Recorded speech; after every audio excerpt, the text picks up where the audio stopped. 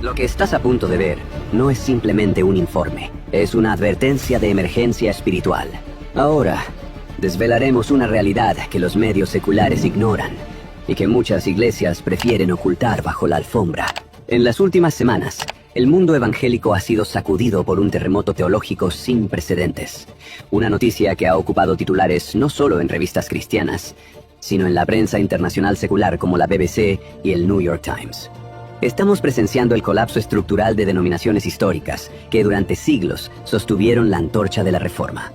La reciente decisión del Sínodo General de las Iglesias Evangélicas de Inglaterra y las fracturas masivas dentro de la Iglesia Metodista Unida Global sobre la definición del matrimonio no son eventos políticos. Son la culminación de décadas de erosión doctrinal. Imágenes de iglesias vacías en Europa convertidas en discotecas o mezquitas, y megaiglesias en América llenas de miles de personas saltando al ritmo de luces estroboscópicas, pero vacías de evangelio, son el síntoma de una enfermedad terminal.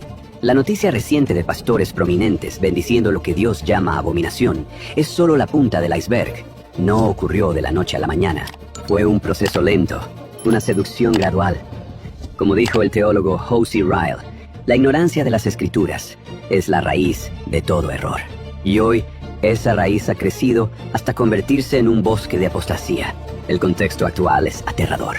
Vivimos en la era de la información, pero en la época de mayor analfabetismo bíblico de la historia de la Iglesia.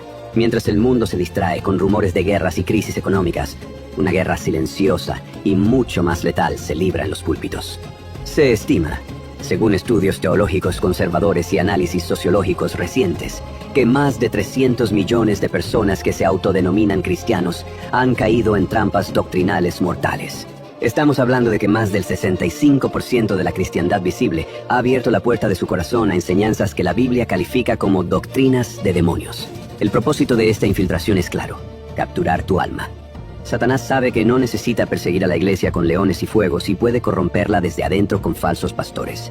A lo largo de las épocas el pueblo de Dios ha sido asediado, pero hoy la tecnología amplifica la mentira a una velocidad vertiginosa. Por eso, hemos compilado, basándonos en la teología sistemática bíblica, el análisis de las Escrituras y el legado de los puritanos, una lista exhaustiva. Aquí están los 10 tipos de pastores que no debes escuchar este 2026 si valoras tu eternidad. Número 10. El mercader de la gracia, el pastor del evangelio de la prosperidad. Iniciamos este descenso con uno de los venenos más exportados de Occidente. Este es el pastor que ha convertido la casa de Dios en una cueva de ladrones. Su teología no se centra en la cruz, sino en la cuenta bancaria. Utilizan textos fuera de contexto para prometer que la piedad es un medio de ganancia, algo que el apóstol Pablo condena en 1 de Timoteo 6:5 como la marca de hombres corruptos de entendimiento y privados de la verdad. Estos hombres apelan a la codicia humana, una palabra que en el griego original es pleonexia, que significa un deseo insaciable de tener más. Al prometer sanidad y riqueza a cambio de sembrar una semilla monetaria, están cometiendo el pecado de la simonía. Como advirtió Juan Calvino, el corazón humano es una fábrica de ídolos, y estos pastores son los capataces de esa fábrica, puliendo el ídolo de Mamón en el nombre de Jesús. Número 9. El activista social, el pastor woke o de la justicia social. Encontramos una amenaza sutil y moderna. Pastores que han reemplazado el evangelio de la expiación sustitutiva por el evangelio de la justicia social y la teoría crítica de la falsa equidad terrenal. Para ellos, el pecado principal no es la rebelión contra un Dios santo, sino las estructuras de opresión sistémica. Citan versículos sobre la justicia y los pobres, pero ignoran la justicia divina que demanda pago por el pecado personal. El puritano Thomas Watson dijo: hasta que el pecado sea amargo, Cristo no será dulce. Estos pastores no hacen que el pecado sea amargo, solo hacen que la injusticia social sea molesta, ofreciendo soluciones políticas a un problema espiritual.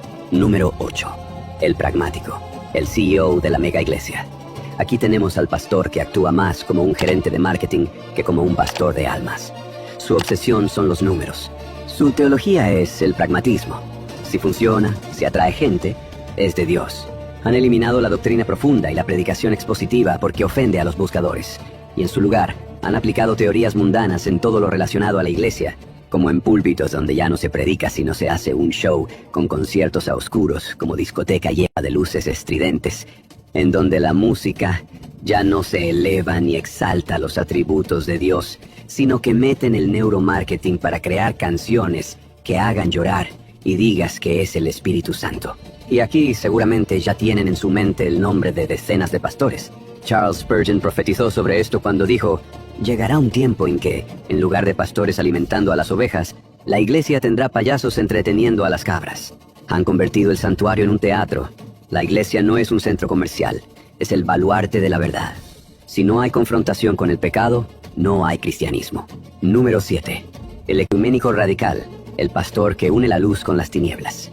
Identificamos a aquellos pastores que bajo la bandera de la unidad y el amor están traicionando la exclusividad de Cristo.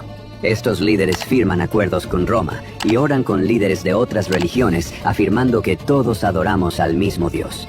O los ves visitando otras religiones, y en esto ya hemos visto a varios famosos cantantes hablar e incluso visitar centros paganos del catolicismo. El apóstol Pablo fue tajante en Gálatas 1:8, usando la palabra griega anátema, que significa maldito, destinado a la destrucción divina. La verdadera unidad cristiana es unidad en la verdad, no en el sentimiento. Como dijo John MacArthur, la unidad a costa de la verdad es traición. Número 6. El antinomiano, el predicador de la hipergracia. A diferencia del legalista que añade obras, este pastor resta la ley moral de Dios. Enseña que el arrepentimiento diario es innecesario.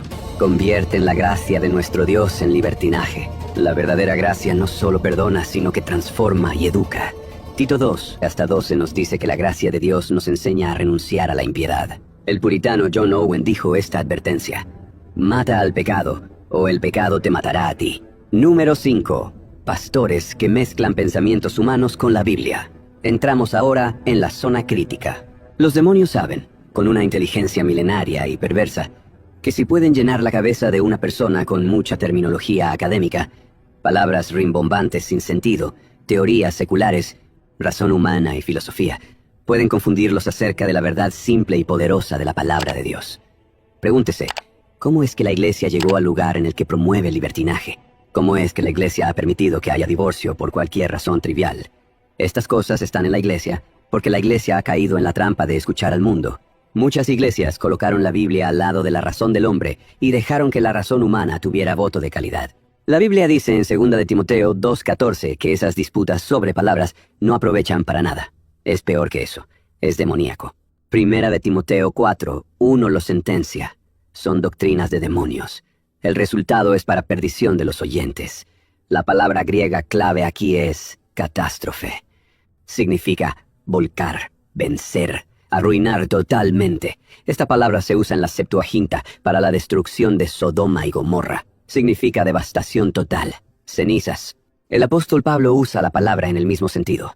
Destruye de manera total a los oyentes, condenando sus almas eternas.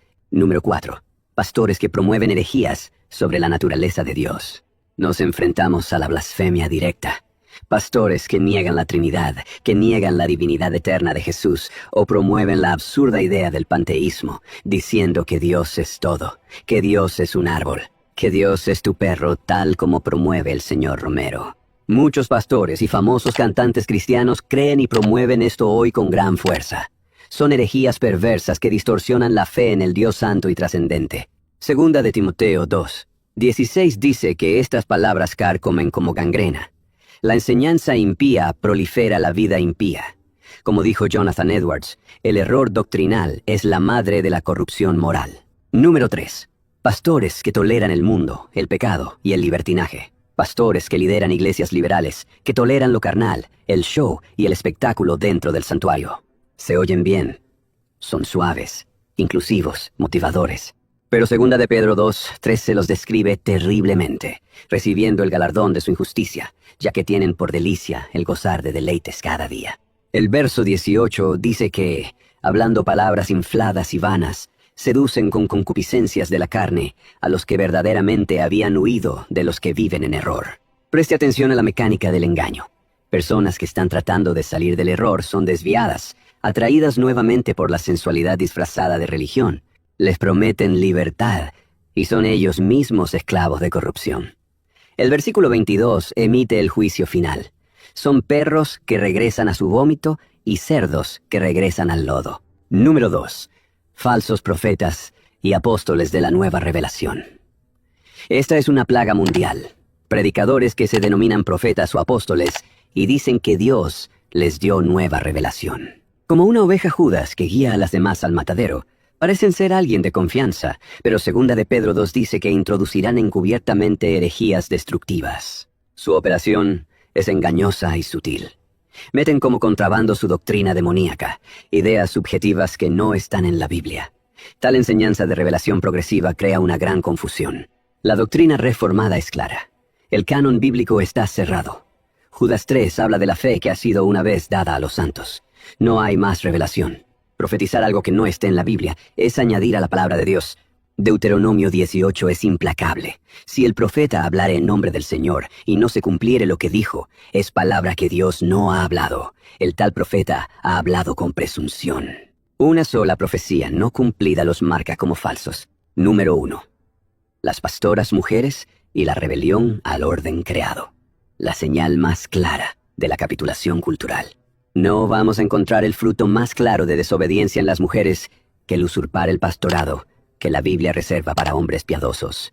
A causa de esta rebelión, la sabiduría y la iluminación del conocimiento de la Biblia se distorsiona en estas personas. Nadie que desobedece a Dios en lo fundamental puede tener la capacidad de discernir la sabiduría profunda de Dios. Primera de Corintios 14.